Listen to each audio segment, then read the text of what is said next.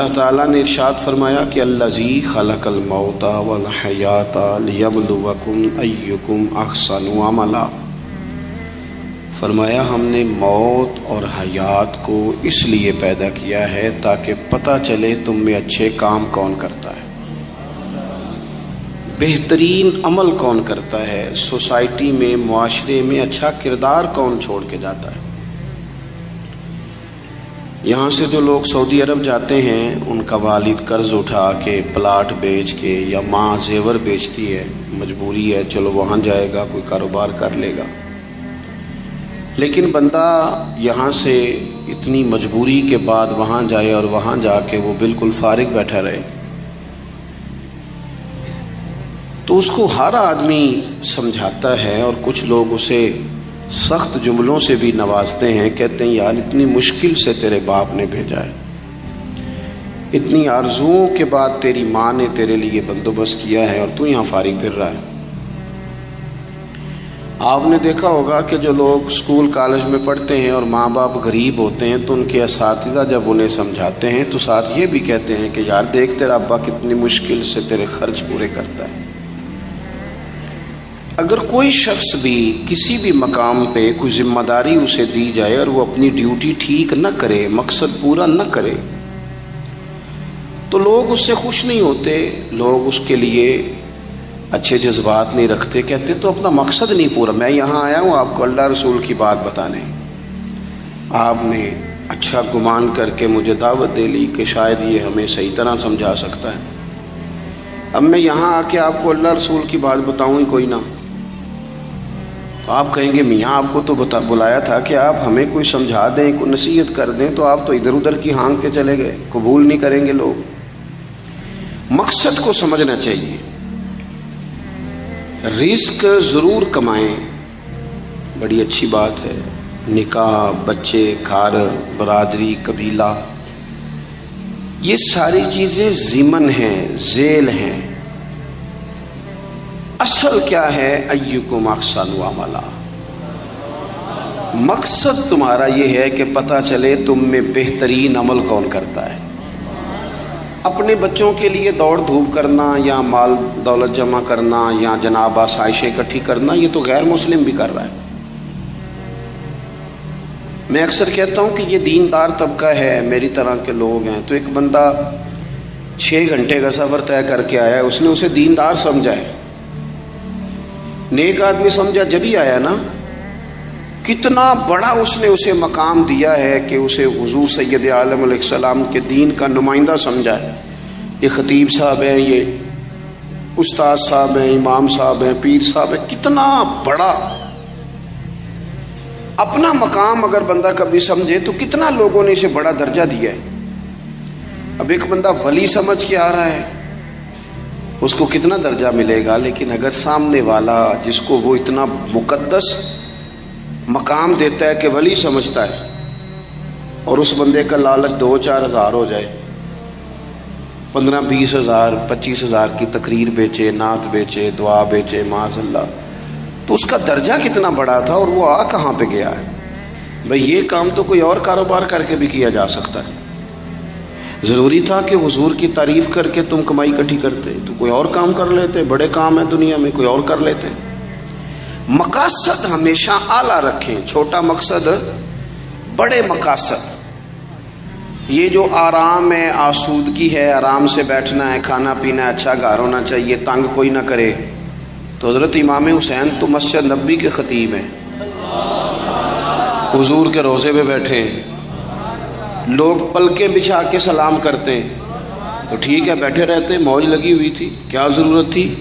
لیکن امام علی مقام رضی اللہ تعالیٰ عنہ نے مقصد دین رسول پاک سے سیکھا تھا۔ اپنی زندگی میں آگے بڑھنا، کچھ جد و جہد کرنا، ملت کے لیے، قوم کے لیے، وطن کے لیے، اپنوں کے لیے کوئی کوشش کرنا، ہمت کرنا، نکلنا، اور اپنی ذات سے اٹھ کر تھوڑا سا سوچنا، یہ معیار دین ہے۔ کوئی کام انسان زندگی میں کرے، ہم یہاں تو کچھ کرتے نہیں، اور اگر کرتے بھی ہیں تو وہ کیا ہے بھلا، مرضی کے کپڑے خرید لو، مرضی کے جوتے لے لو، مرضی کا مکان بنا لو. آپ حیران ہوں گے کہ ہم اس ملک میں رہتے ہیں جہاں سیلاب آیا ہوا ہے، غریب لوگ تکلیف میں ہیں، لوگ خیمہ بستیوں میں رہتے ہیں، پر نئے ماڈل کا موبائل مارکیٹ میں آئے تو وہ شارٹ ہو جاتا ہے. ایک طرف لوگوں کو رہنے کو جگہ نہیں، کھانے کو روٹی نہیں، اور دوسری طرف حال یہ ہے کہ لوگ کہہ رہے ہیں جناب گاڑی ہمیں پہلے چاہیے، گاڑی بک کرائیے، وہ پہلے مل جائے، 2-4 لاکھ زیادہ دینا پڑے تو ہم دے دیں گے. یہ مقصود نہیں. مقصد جب بڑا ہو جاتا ہے نا، بڑا، پھر خود بخود یہ چیزیں چھوٹی لگنے لگ جاتی ہیں. یہ جتنی دوڑ دھوپ ذاتی زندگی کے لیے یہ چھوٹی لگنے لگ جاتی ہیں. یہ بھلا لوگ اکتائے کیوں رہتے ہیں؟ مقصد اعلیٰ نہیں بنایا. چلے ایک بندے کا مقصد ہے میں نے شہرت حاصل کرنی ہے، ہو گئی شہرت، جہاں سے جاتا ہے لوگ سلوٹ مارتے ہیں، اب ختم ہو گئی زندگی. ایک شخص نے یہ مقصد بنا لیا کہ میں نے بہت سارا مال جمع کرنا ہے، تو ہو گیا مال جمع، تجوریاں بھری پڑی ہیں، اندر کروڑوں روپیہ ہے، لیکن بیمار ہو گئے تو بیماری صحت پیسوں سے خریدی نہیں گئی، نہیں خریدی گئی. حضرت حسن بصری کہتے ہیں کہ میں ایک بادشاہ سے مجھے کوئی کام تھا، میں ملنے گیا تو مجھے پتہ چلا کہ بادشاہ سال میں ایک دفعہ اپنے گاؤں جاتا ہے. میں اس کے پیچھے اس کے گاؤں چلا گیا تو وہاں ایک قبر تھی. بادشاہ نے سب سے پہلے پڑھے لکھے لوگ لا کے قبر کے قریب کھڑے کیے. تو میں نے پوچھا یہ کیا ہو رہا ہے؟ کہنے لگے ذرا دیکھو، یہ بادشاہ کا ایک ہی بیٹا تھا، ایک ہی اکلوتا اس کی قبر ہے. پڑھے لکھے لوگ پہلے کھڑا کیے، پھر اس کے بعد اس نے ڈاکٹر حکیم طبیب کھڑے کیے، پھر اس کے بعد اس نے فوجی سپہ سالار نیزہ باز گھوڑ سوار کھڑے کیے. یہ کیا ہو رہا ہے؟ تو کہتے ہیں مجھے بتایا گیا اس کا ایک ہی بیٹا تھا، بیمار ہو گیا، پھر فوت ہو گیا. بادشاہ سال کے بعد یہاں آ کے کہتا ہے پتر یہ سارے پڑھے لکھے لوگ میں نے تیری قبر پہ کھڑے کیے ہیں ملک کے، اگر علم لڑا کے تجھے بچایا جا سکتا تو شاید میں مرنے نہ دیتا. پھر یہ حکیم طبیب یہ سارے کھڑے ہیں اور بادشاہ کہتا ہے بیٹا اگر یہ ساری ان کی دانائی دے کے تجھے بچایا جا سکتا تو شاید میں تجھے مرنے نہ دیتا. پھر بادشاہ سپہ سالاروں کو، گھوڑ سواروں کو، تیر اندازوں کو کھڑا کر کے کہتا ہے پتر اگر طاقتیں لڑا کے بھی موت روکی جا سکتی معاذ اللہ تو شاید میں روک لیتا. پھر وہ آخر میں اپنے سر سے تاج اتار کے قبر کے پیروں والی سائڈ پہ رکھ کے رو پڑا. کہنے لگا پتر اگر حکومت دے کے تخت دے کے بھی تجھے بچایا جا سکتا تو میں فقیر بن کے زندگی گزار لیتا پر تجھے بچا لیتا. لیکن کل نفس ذائقۃ الموت. ہم نہ بھول گئے اصل مقصود کیا ہے، کیوں آئے ہیں. ہمارا طرز زندگی اٹھنا بیٹھنا چند ذاتی معاملات کے لیے، چند ذاتی. میں کہتا ہوں کہ اگر دین پر بھی عمل، دیکھو نا وظیفہ پڑھنے سے روزی میں برکت ہوتی ہے، شک کوئی نہیں. صدقہ دینے سے بلائیں دور ہوتی ہیں، شک بالکل ٹھیک باتیں اپنی جگہ پہ. کیا صدقہ رب راضی کرنے کے لیے دینا ہے کہ بلا دور کرنے کے لیے؟ شک کوئی نہیں اس میں کہ آپ اللہ کی راہ میں خیرات کریں گے تو روزی میں برکت ہوگی. تو آج آ کے وہ وظیفہ بھی صرف روزی میں برکت کے لیے ہی پڑھنا ہے. وہ جو سب سے بڑی رضا ہے رب کی. دیکھو ضروری نہیں ہوتا. میرے حضرت صاحب رحمۃ اللہ علیہ ایک دفعہ بھی میرے گھر نہیں آئے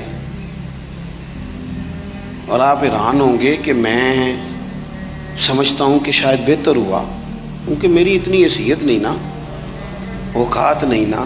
میں کو جیتے دل بر سونا، میں کیوں کر اس نو بھاواں، او ویڑے میرے وڑدا نہ ہی پئی لکھ وسیلے پاواں. میں سمجھتا ہوں کہ اگر ان کی بات مان لی، ان کے طریقے پہ عمل کر لیا، ان کی کوئی رضا مل گئی اپنے بزرگوں کی، اساتذہ کی، تو یہ زیادہ ضروری کام ہے. یا زیادہ ضروری کام یہ ہے کہ فوٹو ساتھ آ جائے، یا زیادہ ضروری کام یہ ہے کہ وہ کسی جگہ ریکارڈڈ، باقاعدہ ریکارڈڈ میری تعریف کر دیں کہ بلے بلے. یہ تو ٹھیک ہی نہیں.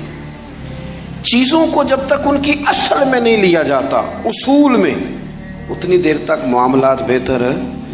ہم آئے ہیں دنیا میں بڑے بڑے کام کرنے، ہمیں کوئی کام کرنا چاہیے.